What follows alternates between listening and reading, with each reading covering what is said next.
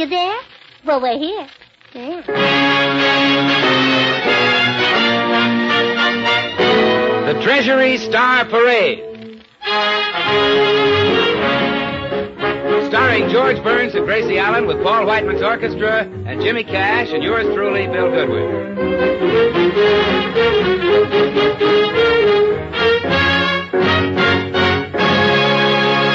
Jimmy Cash and Paul Whiteman and the orchestra salute the Treasury Star Parade with a song dedicated to the boys serving in Uncle Sam's armed forces in memory of this dance. A girl with a boy in uniform were dancing the night away, and just before the dance was through, I overheard him say, the memory of this dance will always cling to me, and always bring to me a beautiful thought of you. Oh, I've been called away, and we must part. The tune we're dancing to, romancing to, will never leave my heart. The smile upon your face, the thrill of your embrace, will always hold a place as long as the starlight shines. So till we meet again and dance again, I want you to know while I'm gone, the memory of this dance will linger on.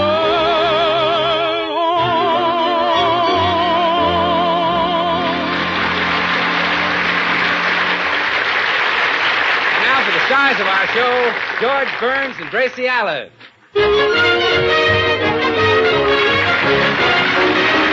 And here they are.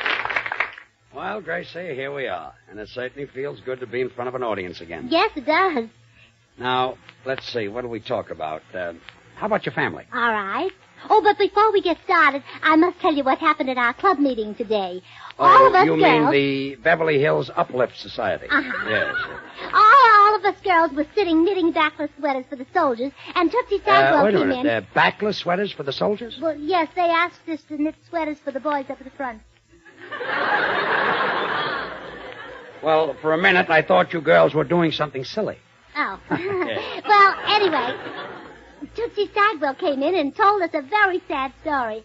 A bee sting nearly ruined her whole life. A bee sting? Yes. Her face got all swollen, and she met a wonderful man, and he was all ready to propose, and then the swelling went down, and her face returned to normal, and he gave her up. Well, poor Tootsie. If there had to be a face like hers, the best place for it is on a body like hers. Oh, yeah, well, Tootsie's a very nice girl.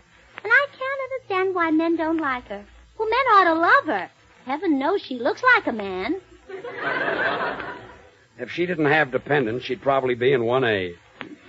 Well, our meeting hardly got started when Blanche Morton and Clara Bagley had the biggest fight. Blanche Morton, you know, she's the one who dyed her hair gray. Well, she and Clara... She dyed her hair gray? Yeah, well, you see, it was white and she wanted to look younger. Made her look about 60 years younger. Anyway, what were they fighting about? Oh, well, Blanche Morton copied the design of Clara's new dress. Well, I don't blame her for getting angry. Well, I don't agree with you. After all, how many people who see Clara Bagley's dress are going to see Blanche Morton's wallpaper? Well, that's a nice, friendly little club you've got Oh, there. of course, Vicky Gruskin didn't come to the meeting on account of what happened at our beach party last week. What happened? Well, I don't think the girls should have laughed because Vicky had a patch on the knee of her bathing suit. On the knee of her bathing suit? Poor Vicky. She already has an inferiority complex. She has, huh? I should say she has. Why, when her son was born, she only expected him to be vice president. Should happen to me. Well, then we called for a vote of sympathy for Mrs. Taylor. A vote of sympathy? Yes, her husband left her on account of another woman. Who's the other woman? His mother-in-law. Look, Gracie, is there anybody in the club who isn't a problem? Well, we don't have to worry about Miss Peterson. She just sits in the back of the room and looks at the ceiling. She looks at the ceiling? Poor Miss Peterson. I begged her not to have her face lifted again.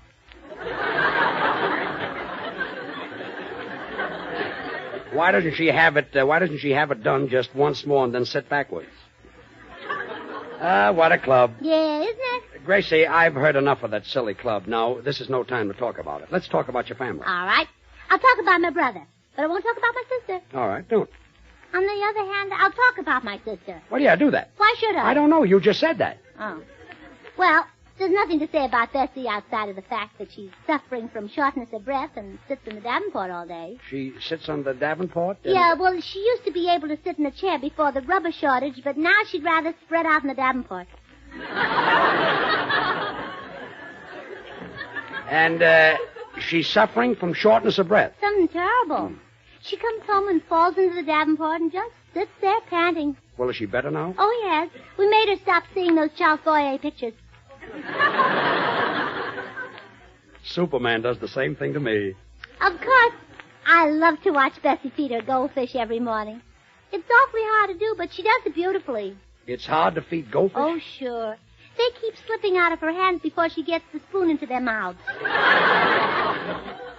Our goldfish are only pets? Oh, no. She has a dog and a goat, and she's got a beautiful birdhouse lying on the lawn, and she's got a white rabbit. She keeps the birdhouse on the ground? What for? Oh, George, I'm surprised at you.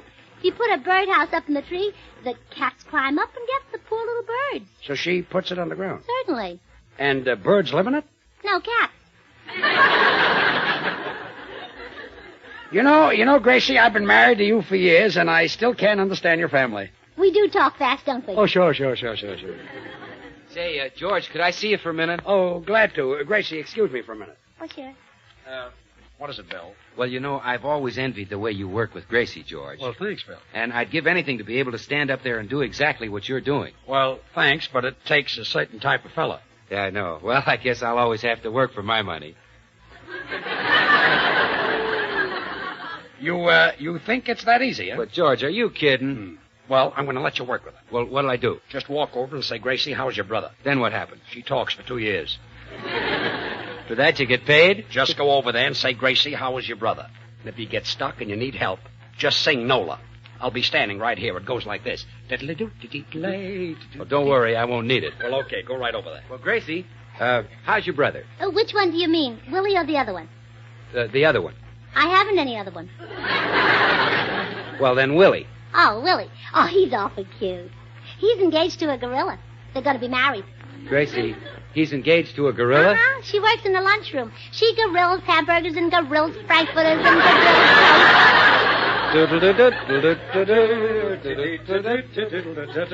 I knew you'd send for me. Gracie, is Willie going to marry this girl? Well, as soon as he gets over his nervous breakdown. Well, I'm sorry to hear that. How did it happen? Well, you know how it is. 16 hours a day on your feet, no food, no rest, just slaving away at that machine. Willie works in a defense plant? Oh, no. He plays pinball at the drugstore.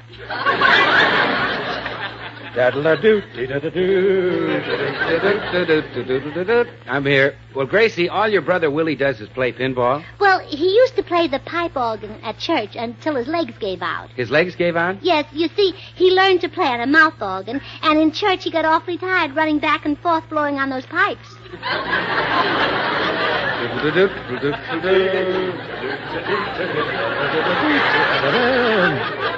Well, this one is on me.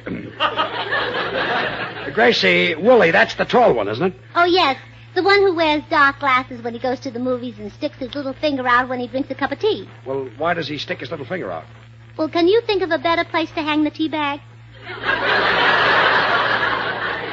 No, but why does he wear dark glasses when he goes to the movies? Oh, just in case it's a Don Amici picture. The light from his teeth hurts Willie's eyes. Oh, no, George, thanks. I've had enough. No. You keep your easy money, George. I'm going out and get an aspirin. Oh. Is there anybody in the audience that would like to ask Gracie a question? Thank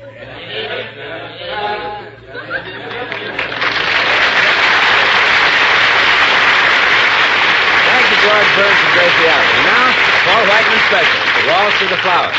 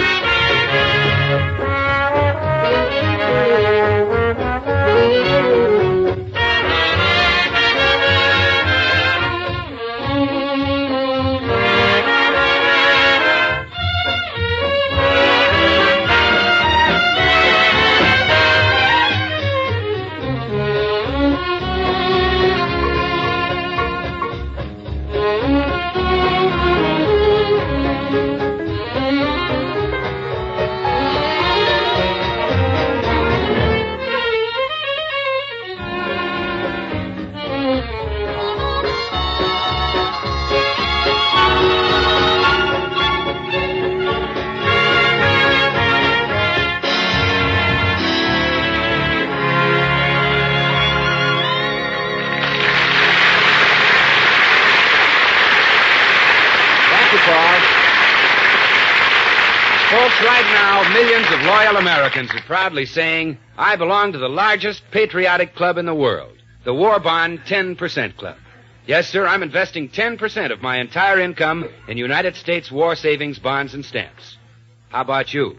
Are you doing your share to help our boys defeat the Nazis and Japs? Well, folks, you can answer that question quickly. If you're investing at least $1 out of every 10 that you earn in war bonds and stamps, you're a member of the War Bond 10% Club.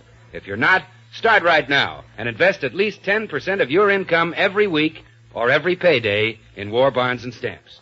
You'll be proud to display the Treasury 10% window sticker and wear the red, white, and blue club button that you can secure from your employer or state administrator. Oh, Bill Goodwin is right. Remember, $1 out of every 10 for war bonds and stamps. Just think, out of every dollar we give, 49 cents goes to hit Hitler, 49 cents goes to slap the Japs. What's the other 2 cents for? Mussolini, he works very cheap. I say.